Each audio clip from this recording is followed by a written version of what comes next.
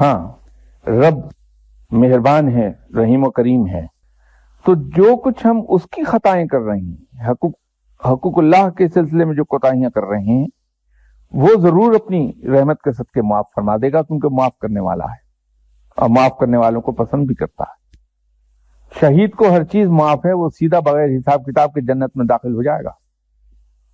شہید کے بارے میں یہ اکلوتا مقام ہے جس کے بارے میں قرآن میں ذکر اس نے کر دیا کہ وہ زندہ ہیں، کھاتے ہیں پیتے ہیں، لیکن تمہیں اس کا ادراک نہیں۔